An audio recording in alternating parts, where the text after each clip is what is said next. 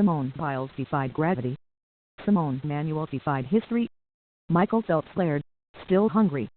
Katie Ledecky earned all alone. Mezcir Fletai did push-ups. Allyson Felix anchored. Usain Bolt glanced at the heir apparent to his right and grinned. A distance runner helped an injured opponent to her feet. The sprinter dug in desperation. A hurdler's toddler son capered happily on the track.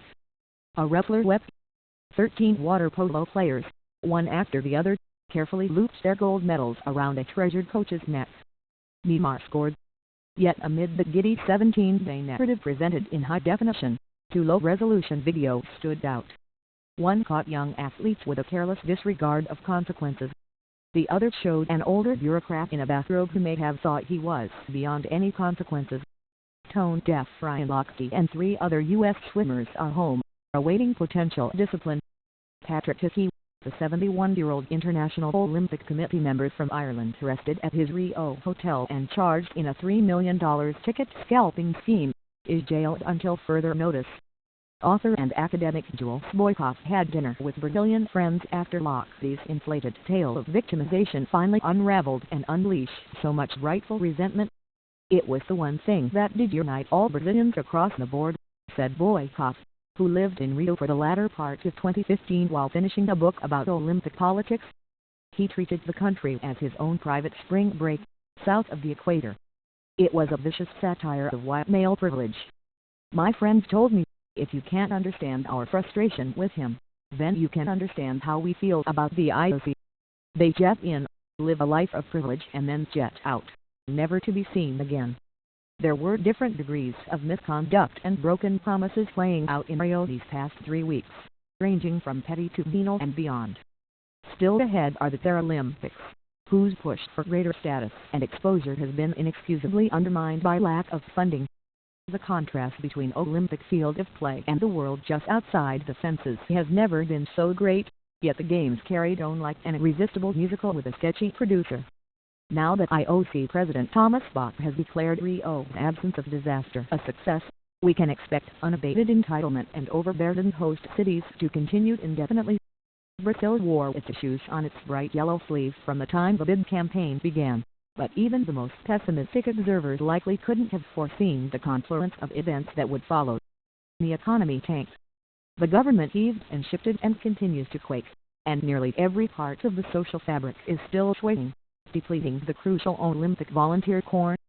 The Zika virus spread, at first silently and then agonizingly out in the open when it was linked to birth defects.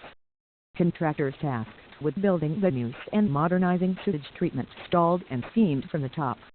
The stench that rose from the final bordering the western edge of the Olympic Park was a daily reminder of a lost opportunity. Some ironies in these games doubled in on themselves. Scattered reports of waterborne illness and debris from the athletes competing in the bay and lagoon and ocean trickled in, yet the most obvious aquatic issue surfaced in the contained space of the diving pool, when hydrogen peroxide accidentally and unbelievably dumped into the water turned it green. Organizers dosed it with chlorine and told the athletes to close their eyes. The iconic beach volleyball venue on Copacabana Beach and the settings for tennis, swimming and gymnastics throbbed with full-throated fans. They raised the roof at the Velodrome, where the memory of interminable construction delays was quickly eclipsed by brilliant and sometimes contentious racing. Track and field, orphaned far from the other venues, played out before swaths of empty blue seats that made Hickey's quest for illicit ticket reel sales seem like ill-timed satire.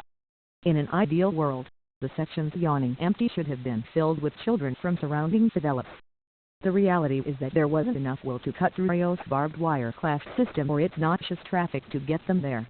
Rio 2016 doesn't bear responsibility for the current chaos in the anti-doping system, although its on-site laboratory came with a dubious past and a recent suspension that led to a testing gap for Brazilian athletes in the weeks before the Games. The World Anti-Doping Agency and the IOC displayed a distinct lack of urgency from 2010 on, as evidence of organized doping in Russia made its way to them via informants and journalists.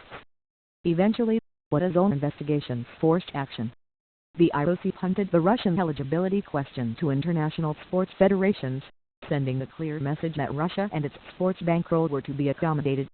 Hickey, an active proponent of holding the 2019 European Games in Russia, was among the most outspoken on the subject.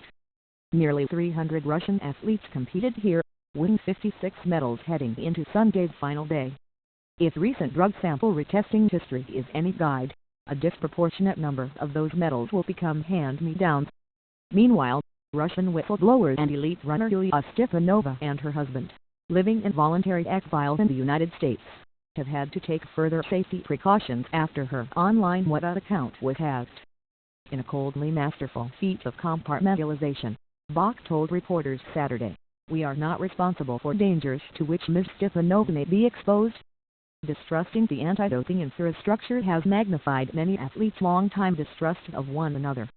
That boiled up in a number of interview sessions in Rio, sometimes driving a wedge between countries or even teammates. Something has to give. Either the suits who claim they're running things need to fix them, or the men and women in the arena need to dare them by organizing and trying to negotiate their own working conditions. The diving pool, drained and refilled, returned to blue. The mosquito presence, as predicted by infectious disease experts, was low-key. Bullets may have been fired at an official bus, and a stray one fell into a media tent at the equestrian venue. For the most part, a heavy military and police presence maintained order for visitors. The inconveniences of erratic transit and scarce food for Olympic tourists so obviously paled before the raw, visible poverty in Rio that people largely shut up about them. Evacuating Rio feels different from Sochi 2014, another games coated with a distasteful film that has only darkened over time due to geopolitics and doping. Sochi's rotting remains far off in a remote and lightly visited corner of that vast country. Rio's Olympic Park lies in the midst of urban sprawl. Venues are intended for repurposing or reuse, but they also could become a grim everyday reminder of misaligned priorities, as Boykov put it. An unabashed critic of waste surrounding the Games, Boykov takes heart from some byproducts of Rio 2016. The protests here were largely peaceful. The trampoline effect of Olympic media exposure meant activists were heard. Amid the customary dislocation of poor people that precedes any Games, the Villa Autodromo Favela next to the Olympic Park won its battle for existence, reduced in size but intrepid, in a massively lopsided power struggle, Boykov said. It's not surprising that the athletes succeeded in lifting the Games and distracting us from the disillusionment and naked inequity around them. Most of them are professionals at this point, and that was their job. They train in empty spaces and in all weather, in countries with every form of government and cultural climate. They entertain, and in the best case scenario, their stories are inspiring rather than being divisive for banal or fodder for embarrassing gas station surveillance video. The dysfunction in the Olympic industry that likes to call itself a movement is just another kind of pain they have learned to push through.